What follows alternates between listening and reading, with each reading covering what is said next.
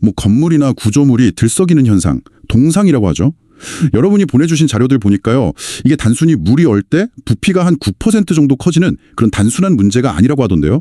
오늘 이 동상 현상의 진짜 원인이 뭔지, 그리고 이게 얼마나 심각한 문제를 일으킬 수 있는지 좀 깊이 파헤쳐보겠습니다. 네, 맞습니다.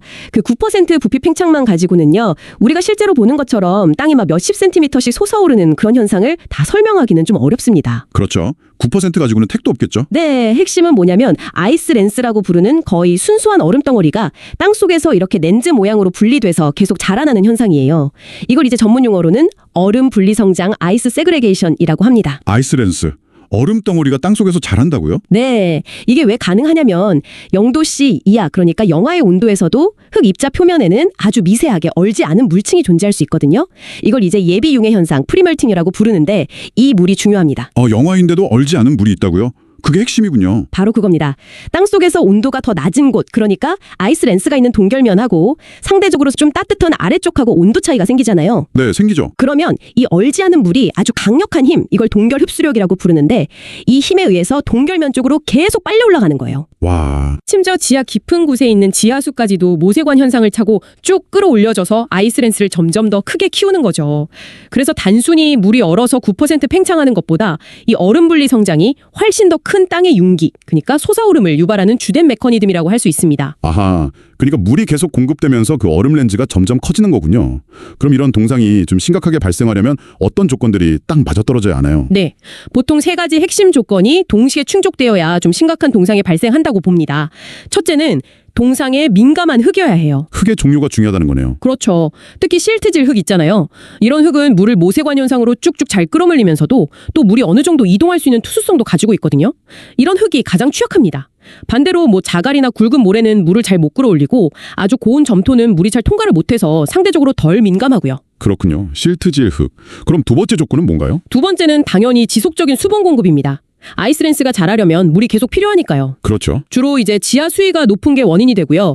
경우에 따라서는 지표수가 땅속으로 스며드는 것도 원인이 될 수 있습니다. 보통은 지하 수위가 지표면에서 한 10m 이상 깊다? 이러면 동상 위험은 거의 없다고 보고 있습니다. 10m. 꽤 깊어야 안전하군요. 마지막 조건은 역시 온도겠죠? 맞습니다. 지속적인 영하의 온도가 유지되어야 합니다. 추위가 좀 오랫동안 계속돼야 땅속 깊은 곳까지 동결선, 그러니까 어는 깊이가 전파되고 아이스랜스가 충분히 성장할 시간적 여유를 갖게 되는 거죠. 흙, 물, 온도. 이 세 가지군요. 네, 이 세 가지 중에 하나라도 우리가 제어할 수 있다면 동상을 예방하거나 그 피해를 좀 줄일 수 있게 되는 겁니다. 그런데 제가 자료를 보니까 겨울철에 땅이 솟아오르는 것도 문제지만 오히려 봄에 땅이 녹을 때 더 큰 문제가 생길 수도 있다고요? 아, 네, 맞습니다. 오히려 그게 더 심각할 수 있다는 지적도 많은데요. 바로 융해 연화 현상 때문입니다. 융해 연화. 네, 겨울 동안 땅속에서 커졌던 그 아이스랜스가 봄이 돼서 녹잖아요. 그럼 갑자기 엄청난 양의 물이 생기는데 문제는 그 아래쪽 땅은 아직 얼어있을 수 있다는 거죠. 아, 밑에는 아직 꽁꽁 얼어있고 위에는 물이 흥건하고 배수가 안 되겠네요. 그렇죠. 물이 빠져나갈 데가 없으니까 흙이 완전히 물에 흠뻑 젖어서 과포화 상태가 되는 거예요. 이렇게 되면 흙의 강도가 평소보다 급격하게 떨어지고 지지력, 그러니까 무게를 버티는 힘을 거의 상실하게 됩니다. 거의 진흙탕처럼 물렁물렁해져서 힘을 못 받는다는 거군요. 정확합니다. 바로 그때 이제 구조물의 무게를 견디지 못하고 치마가 발생하거나 도로는 차량 하중 때문에 쉽게 파손되는 거죠. 그래서 사실 동상 피해는 겨울철 융기 자체보다도 봄철 해빙기에 이 융해 연화로 인한 치마와 지지력 약화가 더 치명적일 수 있다. 이렇게 보는 시각이 많습니다. 그렇군요. 그럼 이런 동상 현상과 융해 연화가 실제 구조물에는 구체적으로 어떤 피해를 주는지 좀 더 자세히 살펴보죠. 예를 들어 건물 기초는 어떻게 되나요? 건물 기초에는 부등 융기가 가장 큰 문제입니다. 이게 뭐냐면 땅의 조건이 곳곳마다 조금씩 다르잖아요. 네, 균일하지 않죠. 그래서 기초의 각 부분이 서로 다른 높이로 솟아오르는 거예요. 어떤 부분은 많이 솟고 어떤 부분은 덜 솟고 이렇게 되면 기초부나 바닥 슬래브에 균열이 생기기 시작하고 이 응력이 결국 위로 전달돼서 벽체나 마감재까지 파손될 수 있습니다. 아, 불균등하게 올라오니까 뒤틀리는 거군요. 그렇죠. 그리고 봄에는 반대로 부등치마, differential settlement가 또 문제가 될 수 있습니다. 융해연화 때문에 집안이 약해지면서 원래 위치보다 오히려 더 아래로 내려앉을 수도 있는 거죠. 이것도 역시 불균형하게 발생하면 심각한 구조적 문제를 일으킵니다. 이런 변형이 매년 반복되면 건물의 장기적인 안정성에 당연히 문제가 생기겠죠. 도로에서 우리가 흔히 보는 그 포트홀, 움푹 파이는 거요. 그것도 이것과 관련이 깊겠네요. 아주 밀접한 관련이 있습니다. 물론 겨울철에 노면이 얼었다 녹았다 하면서 요철이 생기는 것도 문제지만 더 근본적인 원인은 봄철 융해 연화로 도로 포장 아래에 있는 노상, 서브그레이드의 지지력이 급격히 떨어지는 데 있습니다. 노상, 그러니까 도로 포장 바로 밑에 있는 흙 부분이군요. 네, 그 노상이 약해진 상태에서 무거운 차량 하중이 계속 반복해서 작용하면 아스팔트에 거북등 모양 균열, 패트 크래킹이 생기거나 바퀴 자국 따라서 길게 패이는 변형, 러팅, 그리고 말씀하신 포트홀 같은 파손이 아주 급격하게 발생합니다. 결국 도로 수명이 짧아지고 이걸 보수하는데 정말 막대한 비용이 들어가게 되죠. 그렇군요. 옹벽 같은 경우는 좀 다를까요? 뒤에 흙이 어느니까 오히려 더 단단하게 받쳐줘서 안정적이지 않을까 뭐 이렇게 생각할 수도 있을 것 같은데요. 그건 좀 오해이십니다. 오히려 더 위험해질 수 있어요. 아, 그래요? 네, 아이스랜스가 땅속에서 수직으로만 자라는 게 아니라 수평 방향으로도 성장하거든요. 그러면서 옹벽 뒷면에 우리가 설계할 때 고려했던 일반적인 토합보다 훨씬 더 큰 압력, 이걸 측방 동결 토합이라고 하는데 이걸 가하게 됩니다. 아, 옆으로도 미는 힘이 세지는군요. 그렇죠. 이 힘 때문에 옹벽이 앞으로 이렇게 불룩하게 밀려나는 배부름 현상이 생길 수 있고요. 심한 경우에는 옹벽이 앞으로 넘어지거나 전도, 미끄러지거나 활동, 아예 파괴될 수도 있습니다. 특히 옹벽 뒤쪽 배수 처리가 제대로 안 돼 있으면 고인물이 얼면서 아이스랜스 성장을 더 촉진시키니까 상황이 훨씬 악화되죠. 실제로 한국이나 일본에서도 이런 문제로 옹벽이 붕괴된 사례들이 보고된 바 있습니다. 이야, 정말 다양한 구조물에 생각보다 심각한 피해를 주는군요. 그럼 이런 피해를 막으려면 가장 기본적으로 설계 단계에서 어떤 원칙을 지켜야 할까요? 가장 근본적이면서도 중요한 원칙은요. 구조물의 기초를 동결 깊이, 프라스트 데프보다 더 깊은 곳에 설치하는 겁니다. 동결 깊이요? 네, 그 지역에서 겨울철에 땅이 얼 것으로 예상되는 최대 깊이를 말하는데요. 이 동결 깊이보다 더 아래쪽, 그러니까 얼지 않는 안정된 지층의 기초를 두면 땅이 얼어서 솟아오르거나 융기, 녹아서 내려앉거나 침하, 지지력이 변하는 것으로부터 구조물을 보호할 수 있는 거죠. 이게 가장 기본입니다. 그럼 그 동결 깊이라는 건 어떻게 정하나요? 지역마다 다를 텐데 한국은 기준이 좀 명확하게 있습니까? 동결 깊이는 보통 그 지역의 겨울철 추위의 강도와 지속 시간을 나타내는 동결 지수, 프리징 인덱스라는 값을 이용해서 여러 경험식이나 계산식으로 추정을 합니다. 그런데 한국의 기준 상황이 이게 좀 복잡합니다. 복잡하다고요? 네, 도로 분야는 도로 동상방지층 설계 지침이라는 게 있어서 비교적 명확한 기준과 계산 방법을 제공하고 있어요. 그런데 건축 분야는 조금 상황이 다릅니다. 건축법 같은 핵심 법규를 보면 기초는 동결심도 아래에 두거나 동해 방지 조치를 해야 한다. 이런 식으로 원칙적인 언급만 있지 구체적으로 지역별 동결 깊이 기준값이 얼마인지 또는 어떤 표준적인 방법으로 산정해야 하는지에 대한 규정이 사실상 없습니다. 네, 기준값이 없다고요. 그건 좀 심각한 문제 아닌가요? 그렇죠. 이게 현장에서 상당한 혼란을 야기하고 또 잠재적인 위험 요인이 될 수 있습니다. 왜냐하면 지역별로 편차가 정말 크거든요.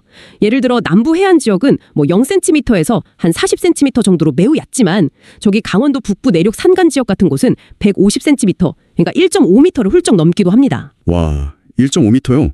차이가 엄청나네요. 네, 이렇게 지역별로 차이가 큰데 전국에 적용할 수 있는 통일된 기준이나 명확한 산정 방법이 없다는 건 분명히 문제입니다.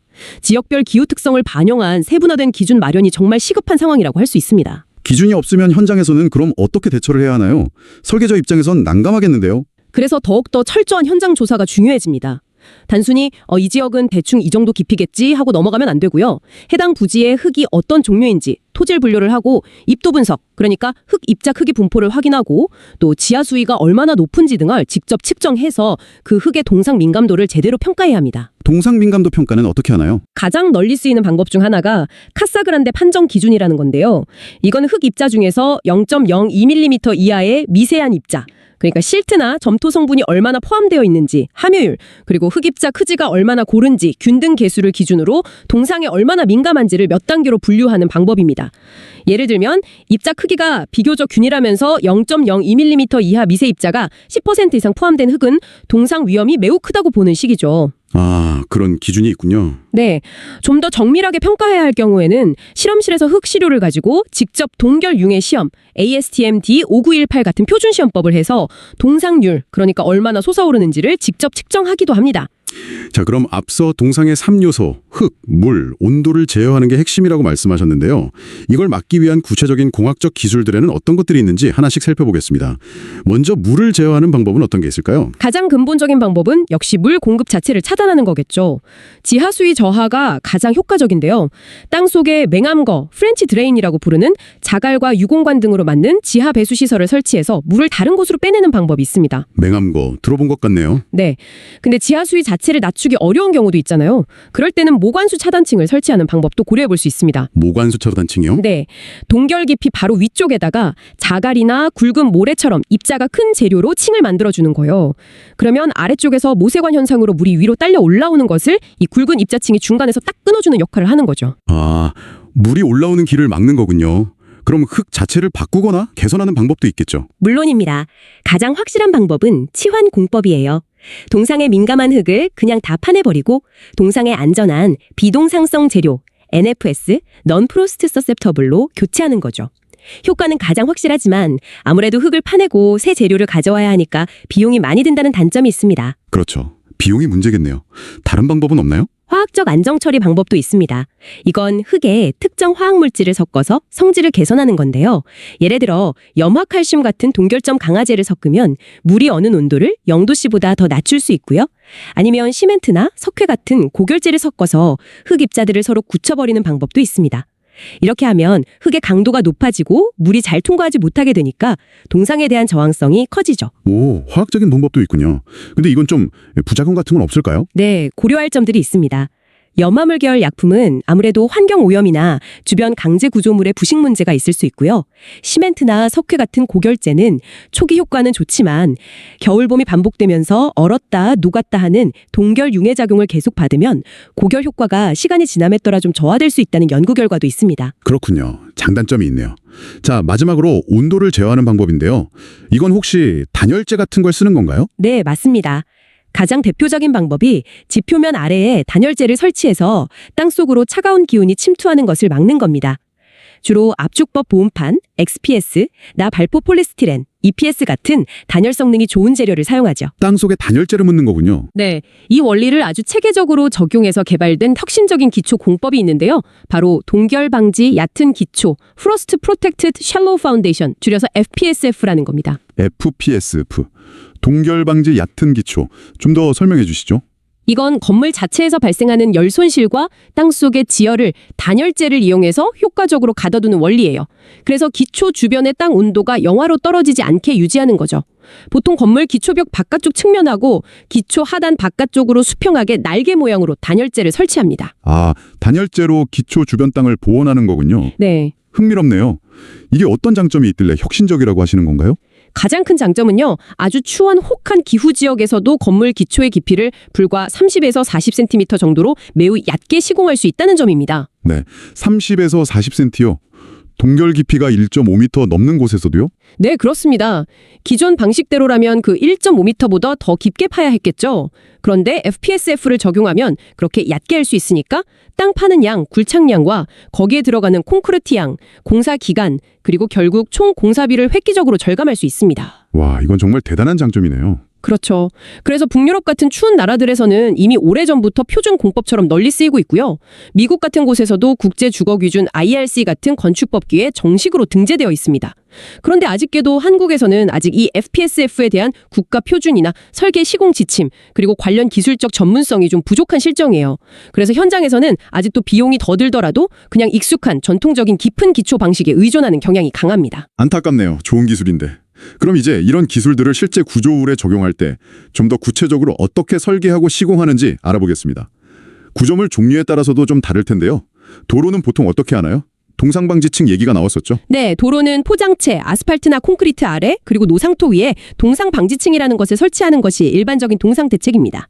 핵심 설계 원칙은 간단해요. 포장체의 두께 더하기 동상방지층의 두께가 그 지역의 설계 동결 깊이보다 크거나 같아야 한다는 겁니다. 아, 포장 자체도 어느 정도 두께가 있으니 그것까지 포함해서 동결 깊이만큼 보호층을 만들어주는군요. 맞습니다. 그래서 만약 도로 포장체 두께만으로도 이미 설계 동결 깊이보다 두껍다면 이론적으로는 별도의 동상방지층이 필요 없을 수도 있습니다. 그럼 그 동상방지층 재료는 아무거나 써도 되나요? 아니면 이것도 기준이 있나요? 당연히 기준이 있습니다. 그냥 흙을 쓰면 안 되고 엄격한 품질 기준에 만족하는 재료를 사용해야 해요.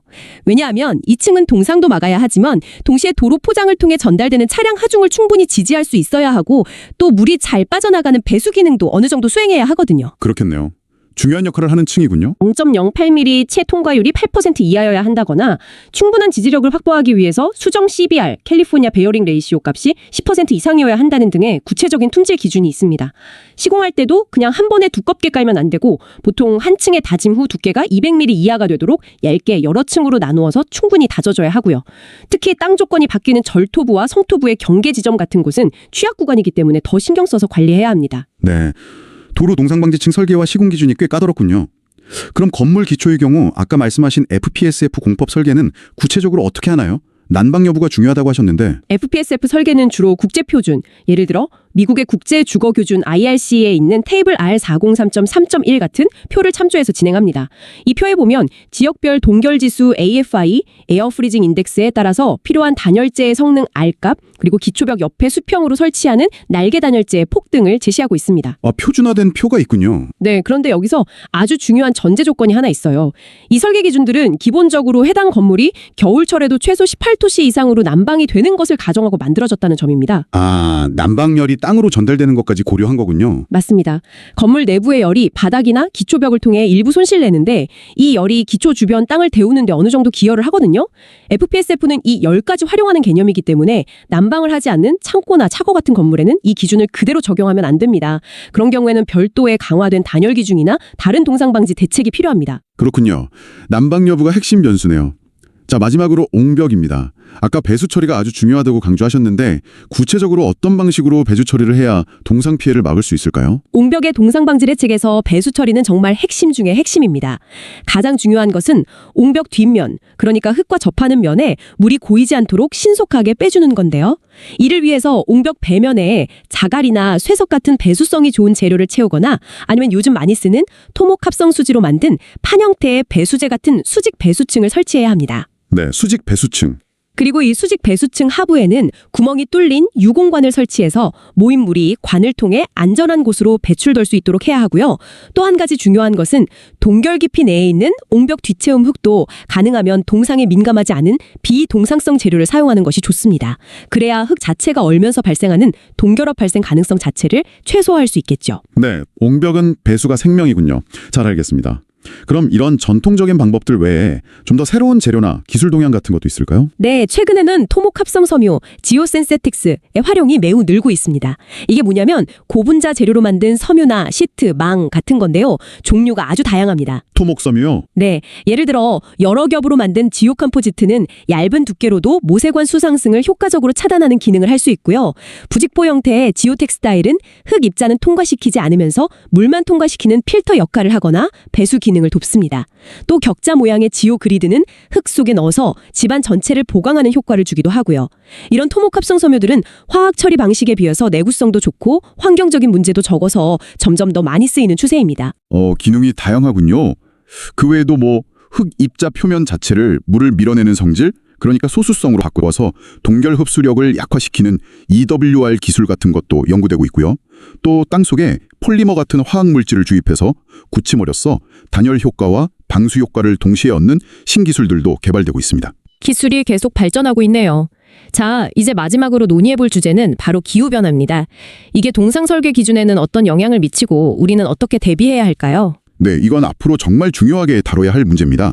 현재 우리가 사용하는 많은 설계 기준들, 특히 동결 깊이나 동결 지수 같은 값들은 대부분 과거의 기상 데이터, 예를 들면 1971년부터 2000년까지 30년간의 평균 데이터 같은 것을 기반으로 만들어졌습니다. 그렇죠. 과거 데이터를 기반으로 하죠. 그런데 문제는 여러분도 잘 아시다시피 지구온난화 때문에 과거의 기후가 더 이상 미래의 기후를 대표하지 못하게 되었다는 겁니다.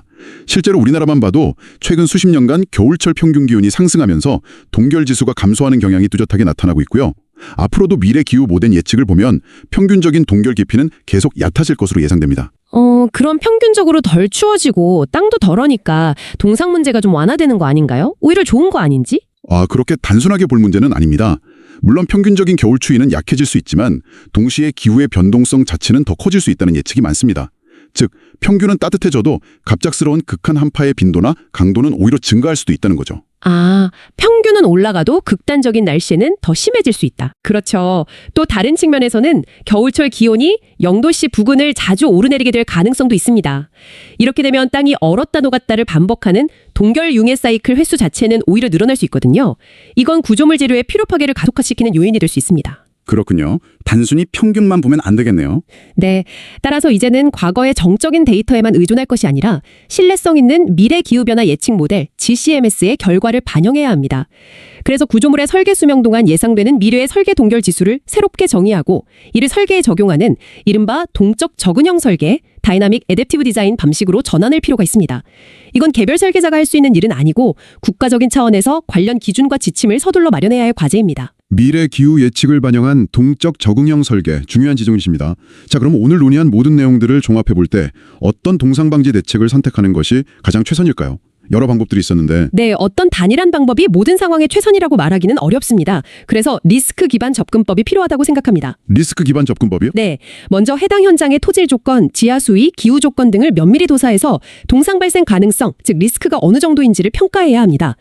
그리고 나서 건설하려는 구조물의 중요도, 예를 들어 이게 뭐 사람이 사는 주택인지 아니면 그냥 농업용 창고인지, 또 그 구조물이 허용할 수 있는 변형 수준, 변이가 어느 정도인지 등을 종합적으로 고려해서 가장 적합한 대책을 선택해야 한다는 거죠. 아, 상황에 맞게 위험 수준과 중요도에 맞게 대책을 고르라는 말씀이시군요. 그렇죠. 예를 들어서 고속철도 노반처럼 아주 작은 변형에도 민감한 초중요 구조물이라면 비용이 좀 들더라도 동상 민감성 토사를 완전히 제거하고 비동상성 재료로 치환하는 것 같은 아주 확실한 방법을 써야 할 거고요.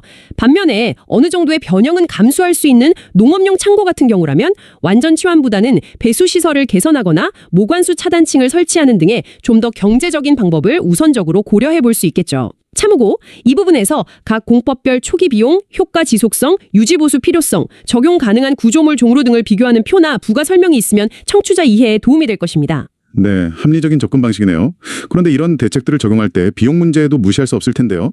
특히 FTSF 같은 경우는 초기 단열재 비용이 좀 될 수도 있을 것 같고요. 맞습니다. 비용은 항상 중요한 고려사항이죠. 그런데 여기서 강조하고 싶은 것은 단순히 초기 건설 비용만 비교해서는 아니다는 점입니다.